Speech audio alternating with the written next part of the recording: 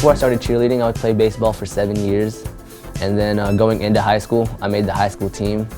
But then after playing on the high school team, I was like, I don't want to do this for the next 4 years. And then after I found out about cheerleading, I said, this is what I want to do.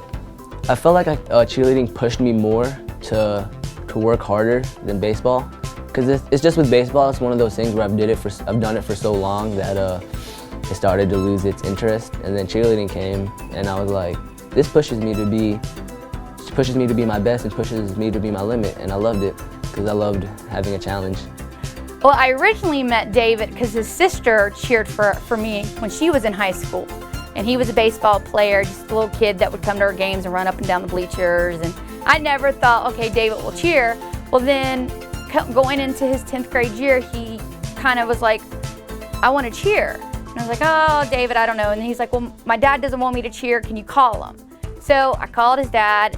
And his dad's like, he's a baseball player. And I was like, I know, but just let him come to open gym. We'll see how it works out. And he fell in love with it. So his 10th grade year, he cheered on JV. In between his 10th grade year and his start of his 11th grade year, he really developed some strong technique in stunting.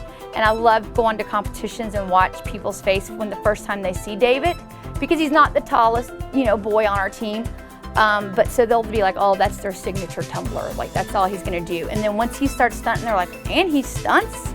And in cheer, we call him that meaning you're a hybrid, you can do both. And so he really has developed to be quite the hybrid in the cheer world. Like Coach said, I'm not the tallest or the biggest guy. And whenever I first started cheerleading, that really affected me, I guess. But I didn't want to let anyone else notice it, because I didn't think that I could stunt. And whenever I first started cheerleading, I was like, all right, I don't know what I'm doing. This is something new, but I know I want to do it. And then I picked up tumbling pretty easily, but yeah, no, stunting was the hardest for me. Coach Olive, honestly, she is like a second mom to me. She's a great role model. She'll always be there to help you. And Coach Olive, the thing I like about her the most is that she always says it how it is, and she knows what's important. During season, for the seniors, during the season, she focused on nothing but the season, because that's what was important then. But now that since the season is over, she's also helping all of us get to college, and she's putting us over herself, and I think that that's great, and that's a wonderful thing. Biggest inspiration? Honestly, I would have to say all the alumni from this program that are cheering in college or have cheered in college, because they're saying if you work hard enough, you can get an education from this, and you can be successful. So just I think it's amazing that they're all doing great things now, and we've all come from the same place. Right now I've gone into UCF, Alabama, Kentucky, and University of West Georgia. And those are all the schools I've applied for. The kid is brilliant. He's graduating with a very high GPA. He's been accepted to every college he's applied to. He just doesn't give up. He sets out a goal and he says, I'm gonna make this happen. And even those that say, I don't know, I can see you doing this, he's like, no, this is what I want to do. I'm going to make it happen.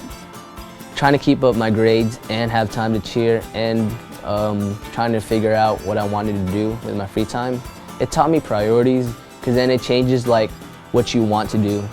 Because then what I wanted to back then was just hang around, but what I wanted to do after cheerleading was getting all of my stuff done I needed to get done in a day. To me, that was the best feeling, was having a plan and then getting it all done in a day. I think he'll be an asset to any program. And whichever school he decides, which is the best case scenario to be in, where you get to pick where you want to go and you fit in. But that school is going to be very fortunate to have David there, because they'll never have to worry about his academics. They'll never have to worry about him working hard, and they'll never have to worry about his ability. So he's going to be a great athlete and role model for that university.